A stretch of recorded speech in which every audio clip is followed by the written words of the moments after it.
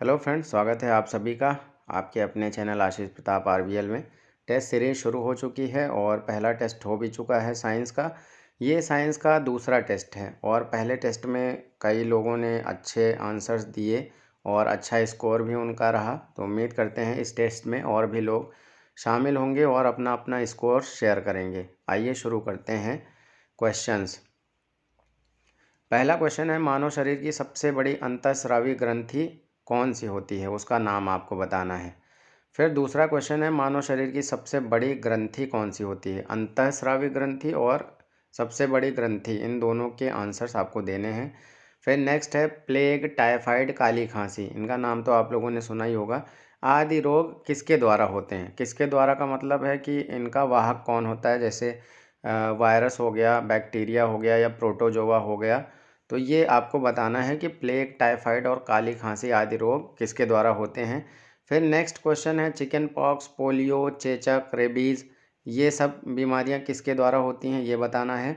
और थर्ड है, malaria, pyorrhoea और पेचिस, ये रोग किसके द्वारा होते हैं।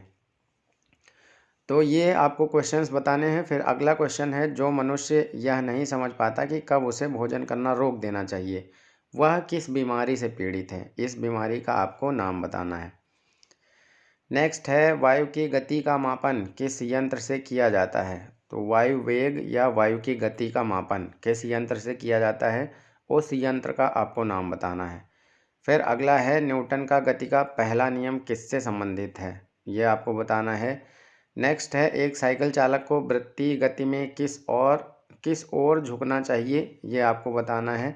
मतलब अभिकेंद्र की ओर या अपकेंद्र की ओर, इस तरह से जो आपको समझ में आए वो आपको बताना है। रॉकेट किस सिद्धांत पर कार्य करता है, वो आपको बताना है। वॉशिंग मशीन किस सिद्धांत पर कार्य करती है। और पृथ्वी पर पलायन वेग कितना होता है, ये आपको बताना है।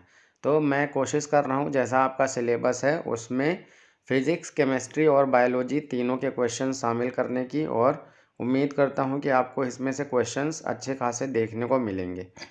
फिर अगला है, धातुओं के संदर्भ में निम्नलिखित कथनों में से कौन सा कथन सही है। जैसे आपके सिलेबस में धातु वाला चैप्टर है, तो ये क्वेश्चन धातु से है। नंबर 1 है कथन, पारा को छोड़कर अन्य सभी धातुएं कमरे के तापमान पर ठोस अवस्था में पाई जाती हैं।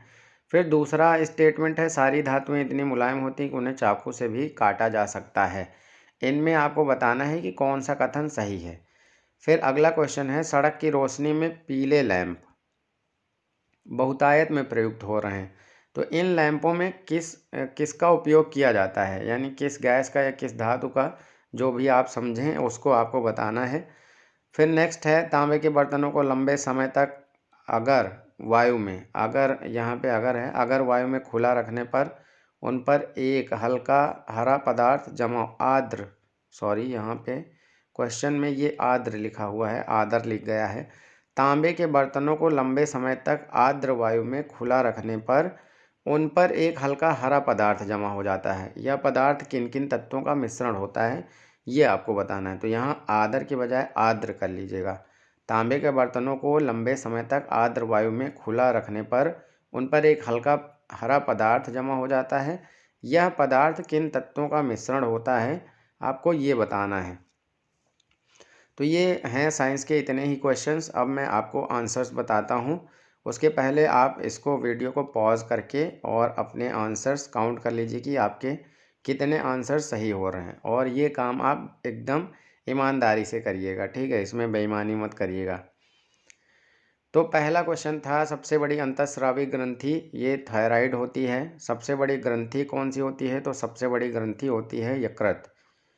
फिर 3 बीमारियां हैं, प्लेग, टाइफाइड और काली खांसी। ये तीनों ही बीमारियां जीवाणु द्वारा होती हैं, यानी बैक्टीरिया द्वारा होती हैं। अगली बीमारियां हैं, चिकन पॉक्स, पोलियो, चेचक, रेबीज़, तो ये सब विषाणुओं द्वारा होती हैं, यानी ये वायरस द्वारा होती हैं। नेक्स्ट क्वेश्चन है, मलेरिया, पायरिया एवं पेचिस आदि रोग किसके द्वारा होते हैं, तो ये सारे होते हैं प्रोटोजोआ के द्वारा। मलेरिया, पायरिया और पेचिस ये प्रोटोजोआ के द्वारा होते हैं। फिर अगला है, जो मनुष्य यह नहीं समझ पाता कि कब उसे भोजन करना रोक देना चाहिए, वह किस बीमारी से पीड़ित है, तो वह बुलिमिया से पीड़ित है। वह किस बीमारी से पीड़ित है? वह पीड़ित है बुलिमिया से।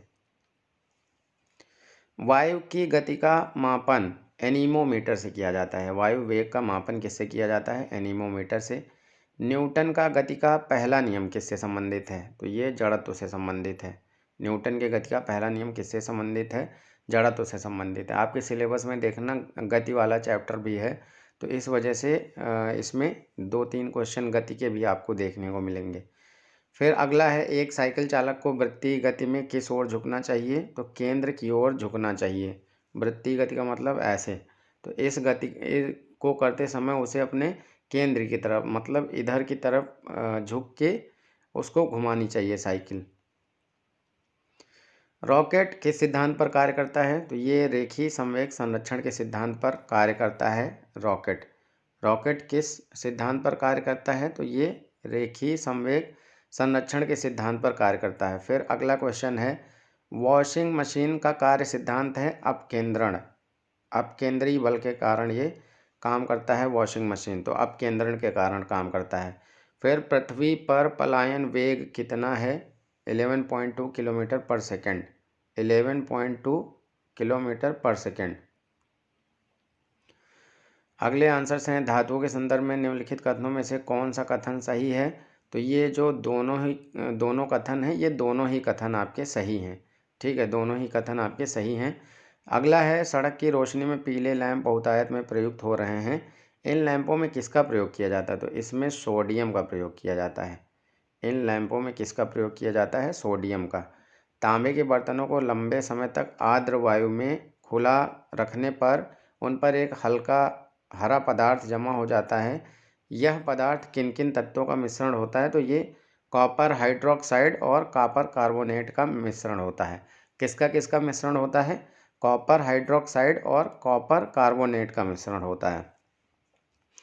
तो ये थे आज के आपके सारे साइंस के क्वेश्चंस। अब बारी है जिन लोगों ने टेस्ट में अच्छा स्कोर किया है और जिनके अच्छे मैसेजेस हैं उनके बारे में मैं बता दूं आपको।